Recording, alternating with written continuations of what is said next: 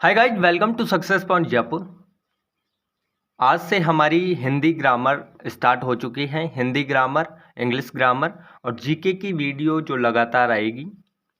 आज का हमारा पहला हिंदी ग्रामर का टॉपिक है संज्ञा। संज्ञा को इतनी बारीकी से पढ़ेंगे कि लास्ट तक आपको बिल्कुल कंठस्थ मुख जबानी आपको संज्ञा याद हो जाए।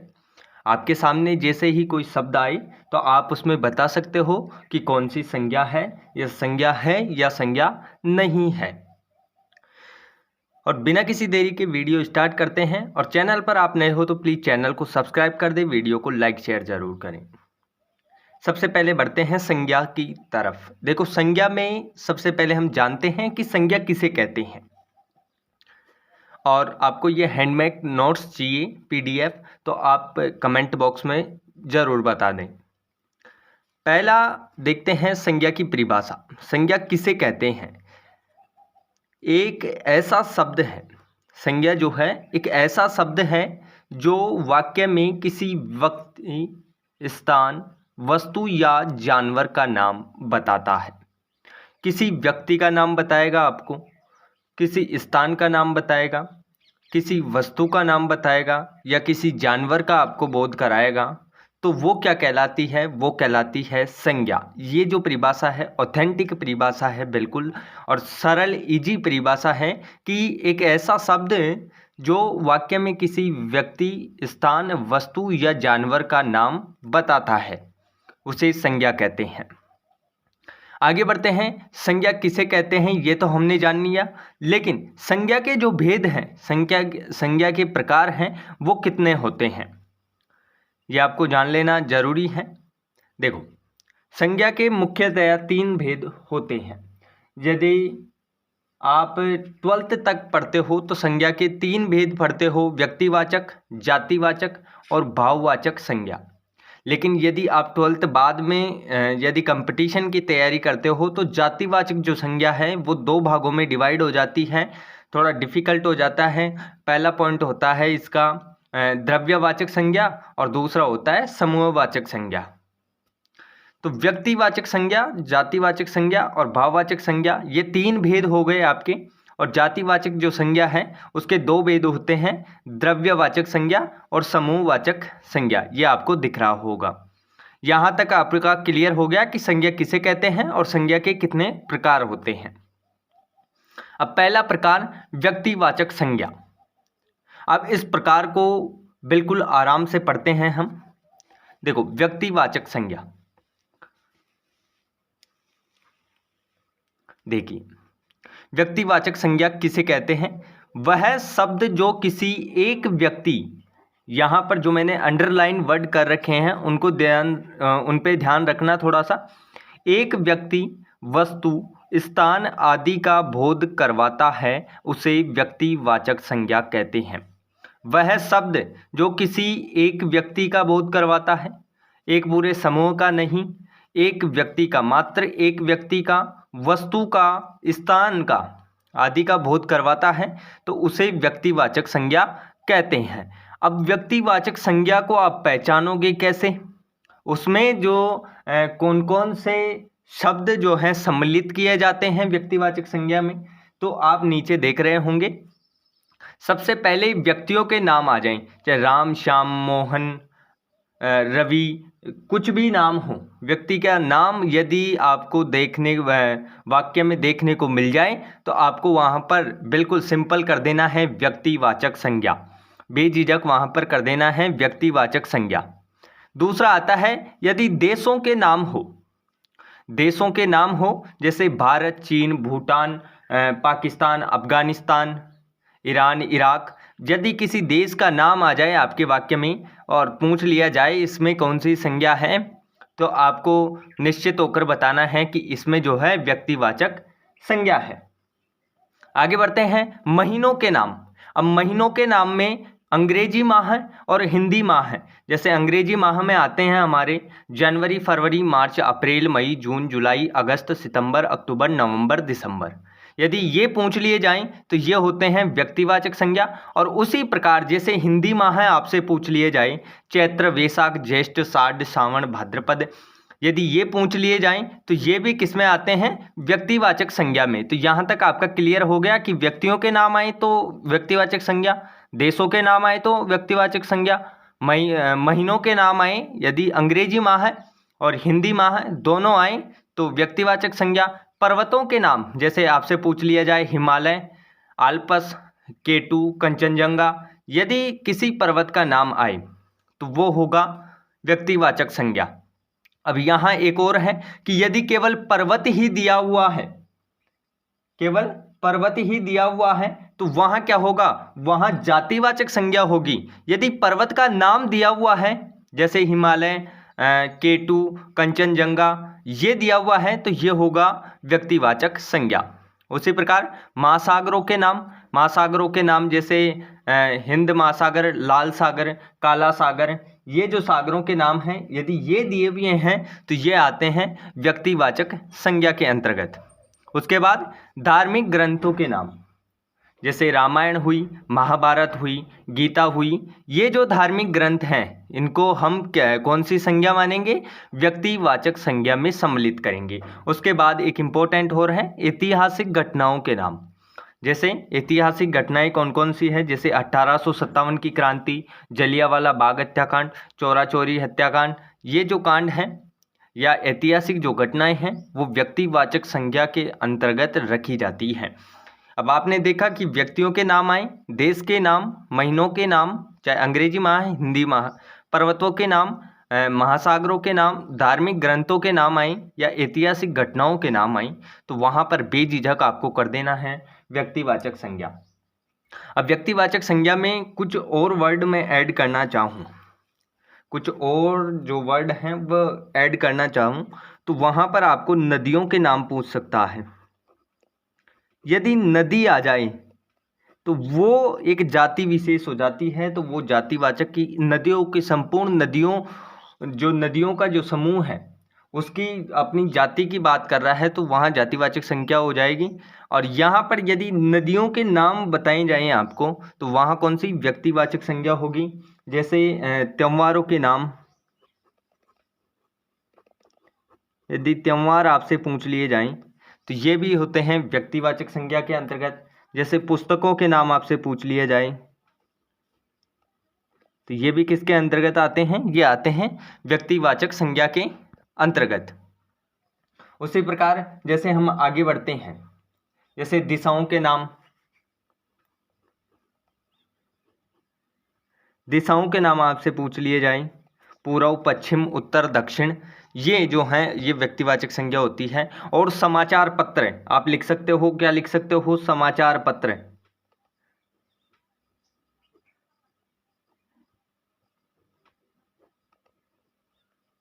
समाचार पत्रों के नाम जैसे दैनिक भास्कर हो गया, राजस्थान पत्रिका हो गया, न्यूज इंडिया हो गया, ये जो समाचार पत्र हैं ये किस में आते हैं, व्यक्तिवाचक संज्ञा के अंतर्गत आते हैं।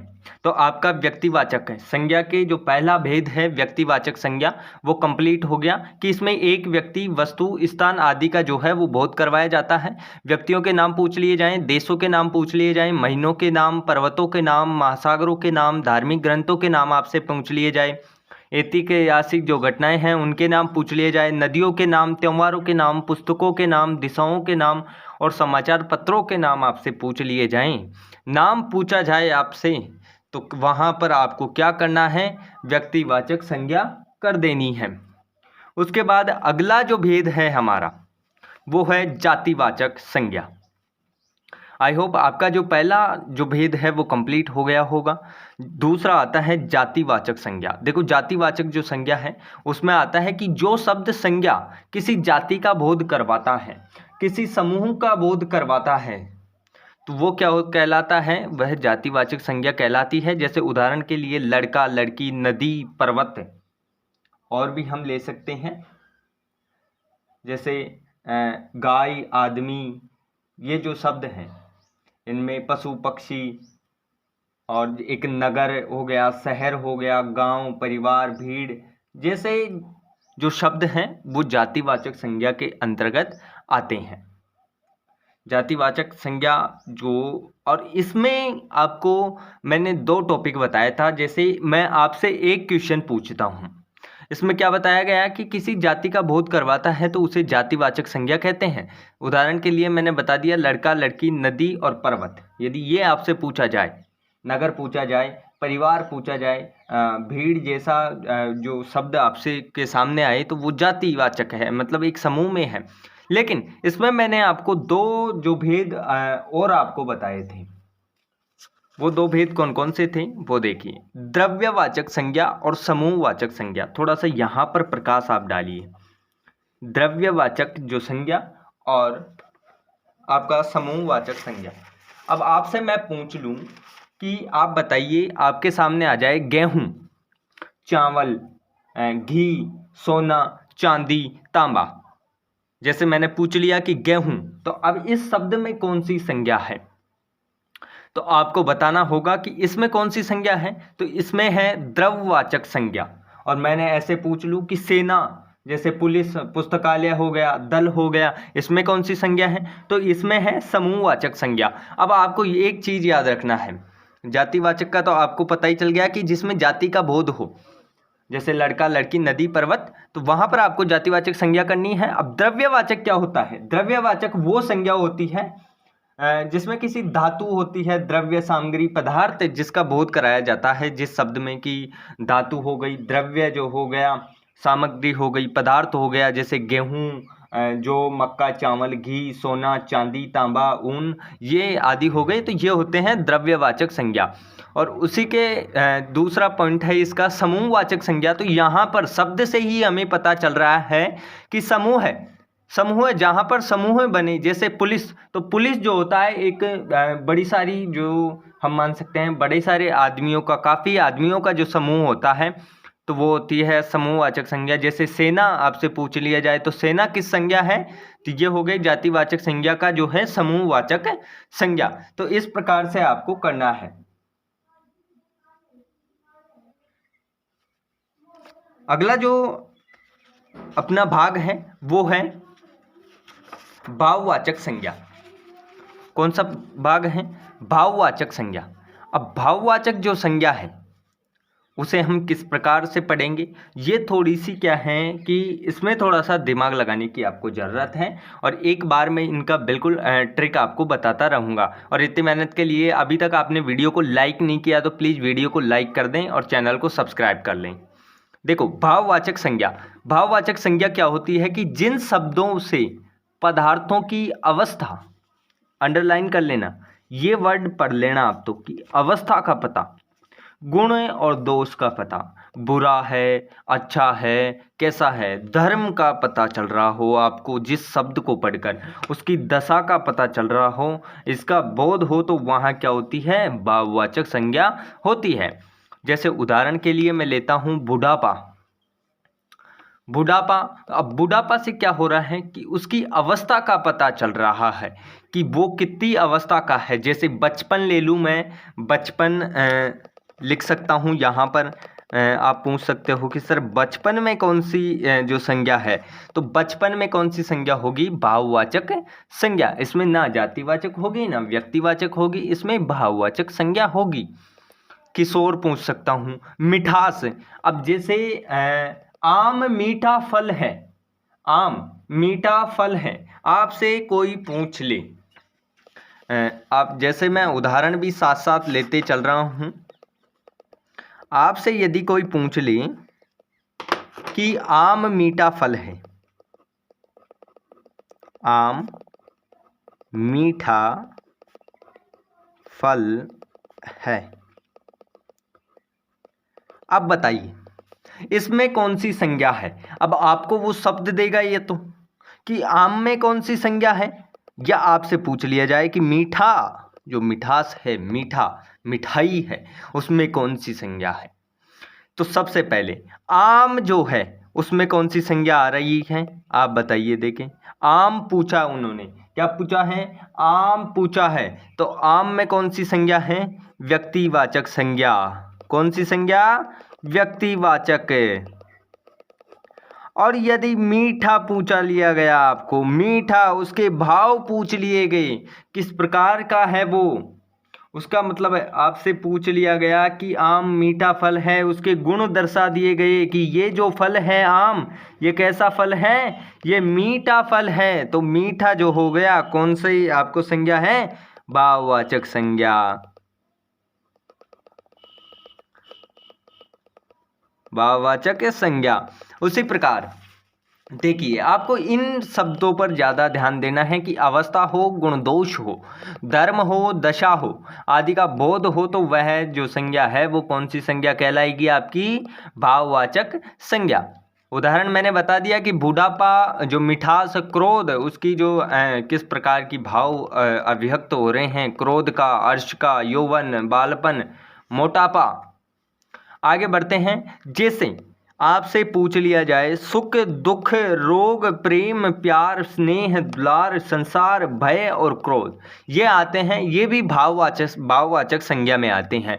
लेकिन यदि आपको भाववाचक संज्ञा न देकर वहां पर दो ऑप्शन दे दिए जाएं, एक तो भाववाचक संज्ञा और एक पूछ लिया जाए आपसे स्वतंत्र भाववाचक संज्ञा, तो आप ये सुख, दुख, रोग, प्रेम, प्यार, स्नेह, दुलार, संसार, भय, क्रोध, ये शब्द आ जाएं, तो उसमें आप क्या करोगे, भाववाचक संज्ञा करोगे या स्वतंत्र भाववाचक संज्ञा करोगे। तो यहां पर आपको बेझिझक करना है स्वतंत्र भाववाचक संज्ञा। उसी प्रकार यदि आप संज्ञा डिटेल से पढ़ना चाहते हैं, यदि थोड़ा डिटेल में और जाते हैं, तो आपने कुछ वर्ड सुने होंगे, ओकारांत और एकारांत। तो ओकारांत और एकारांत जो है वो किस प्रकार से जो कार्य करते हैं संज्ञा में, वो आप थोड़ा सा ध्यान से देखिएगा। ये 3 उदाहरण मैंने लिखे हैं, आपके कंप्लीट हो चुके हैं। व्यक्तिवाचक, जातिवाचक और भाववाचक संज्ञा के 3 रूप कंप्लीट हो गए हैं। अब ये जो 3 उदाहरण मैंने लिए हैं, सोतों को मत जगाओ, हंसातों को मत रुलाओ, रोतों को हंसाओ। तो एकारांत और जो ओकारांत जो शब्द हैं वो क्या होता है, हमेशा बहुवचन में लगते हैं। किस में लगते हैं, याद रखिएगा, बहुवचन में। और जो ये संज्ञा बनती है, ये संज्ञा कौन सी बनती है, ये बनती है व्यक्तिवाचक, व्यक्तिवाचक संज्ञा। यहाँ जैसे सोतों, हंसातों, रोतों, ऐसे वर्ड्स दिख जाएं आपको, तो बिल्कुल डेफिनेट आपको जाना है व्यक्तिवाचक संज्ञा की तरफ। तो ये हो चुकी है आपकी संज्ञा। एक बार और आप देख लीजिए, स्क्रीनशॉट आप ले लीजिए कि संज्ञा वह है जो व्यक्ति, स्थान, वस्तु या जानवर का नाम जो बताता है वो संज्ञा है, वो शब्द। इसके बाद संज्ञा के जो 3 रूप बताएं, जातिवाचक जो संज्ञा है उसके 2 रूप हैं, द्रव्यवाचक संज्ञा और समूहवाचक। आप द्रव्यवाचक इसको एक बार और देख लीजिए। द्रव्यवाचक संज्ञा में क्या होता है, जैसे आपको धातु हो, द्रव्य हो, सामग्री हो, पदार्थ के नाम आपको दिए जा सकते हैं, जैसे गेहूँ, चावल, घी। जैसे यहाँ पर मैं आपके सामने लिख देता हूँ, जैसे गेहूँ, चावल, घी। अब धातुओं में आता है तांबा, लोहा। यदि ये शब्द आए तो ये होता है द्रव्यवाचक। और समूहवाचक में जैसे सेना, समिति हो गया, दल हो गया, कोई पुलिस हो गया, ये जो आते हैं ये शब्द, ये कहलाते हैं समूहवाचक संज्ञा। तो बेसिक आपको कोई भी क्लास में डाउट नहीं रहा होगा, और अपने जो अगली क्लासें हैं लगातार डलती रहेगी हिंदी ग्रामर की। मात्र आपके 10-15 दिन में आपकी पूरी हिंदी ग्रामर और इंग्लिश ग्रामर जो है मैं कंप्लीट करवा दूंगा। और टाइम टेबल कुछ इस प्रकार होगा। टाइम टेबल क्या रहने वाला है, वीडियो कब तक अपलोड करें, यह आप प्लीज़ कमेंट बॉक्स में बता देना, जैसे आपके लिए सुटेबल हो। तो thanks for watching the video. मिलते हैं जल्द ही नेक्स्ट वीडियो में। Thank you.